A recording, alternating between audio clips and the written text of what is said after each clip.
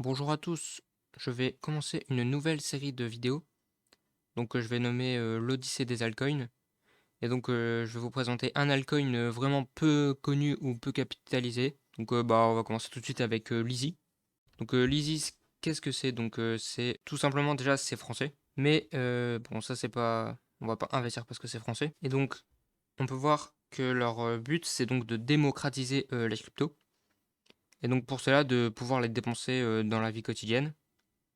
Donc là on peut voir par exemple, ils disent qu'ils convertissent les cryptos en euros pour pouvoir payer. Et donc, les commerçants, eux, ils reçoivent des euros. Donc, pour ça, que tout le monde peut accepter l'easy et ça ne leur dérange rien. Ensuite, on peut avoir un cashback. Bon, là, ils disent 1 à 2, mais plus tard, ils mettent 5 en fonction du nombre de l'easy que tu as et tout, etc. Ensuite, tu peux aussi obtenir des avantages en fonction des certaines boutiques et tout ce qui va avec. Donc, ensuite, le token, lui, est basé sur Tezos. Bon, alors pourquoi ce choix? Il est très discutable parce que Tezos, il ne se passe pas grand-chose dessus. On va pas se le cacher que ça, c'est pas ouf pour eux. Mais ils ont dit qu'ils allaient créer un token multi-chain qui pourrait donc après être sur le Layer 2, sur la BSC, etc.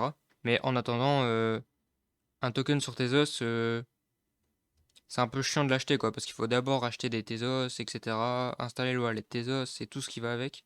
Donc ça, c'est assez pénible. Ensuite, donc voyons voir la tokenomique.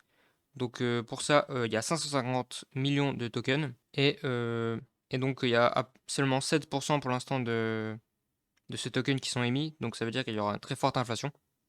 Donc ça, c'est pas ouf. Et on peut voir ensuite comment sont répartis les tokens. Les publics, c'est-à-dire la public sale. Donc il y a eu deux public sale, une vente privée, et etc. Comme vous pouvez voir, la répartition est, je trouve, assez mal faite. Notamment pour le marketing, 14%, je trouve ça vraiment énorme. Contrairement à d'autres projets ils ont à peine 2-3% et qui s'en sortent très bien. Là, 14%, c'est vraiment énorme juste pour le marketing. Ensuite, pour le staking, pourquoi pas, ça incite les gens à lock leur Lizzy. Ainsi que pour le cashback, c'est normal, c'est un peu le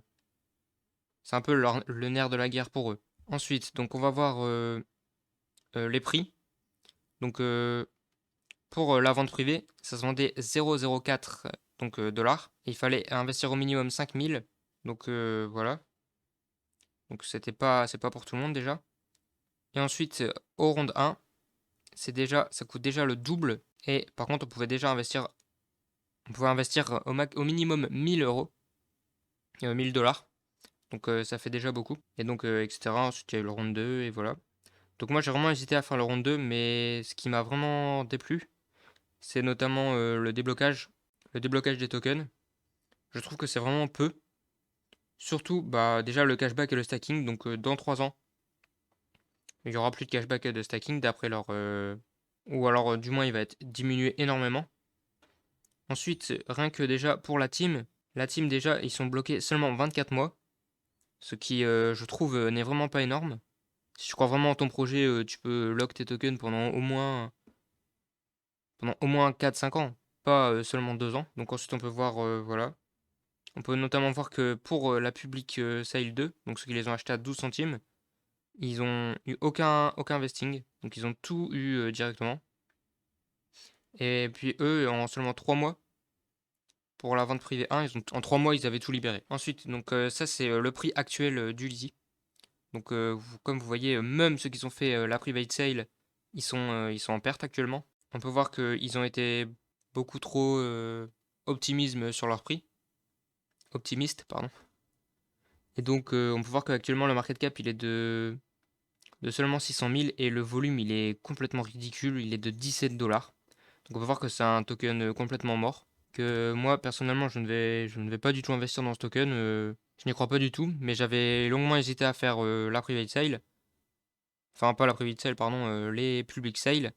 Parce qu'il avait beaucoup d'influenceurs, etc. en avaient parlé.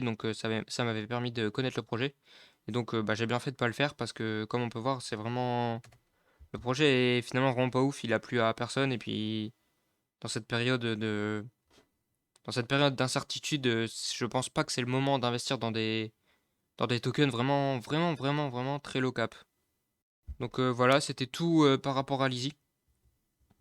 Donc j'espère que ça vous aura plu. Et je ferai encore plein d'autres épisodes comme ça.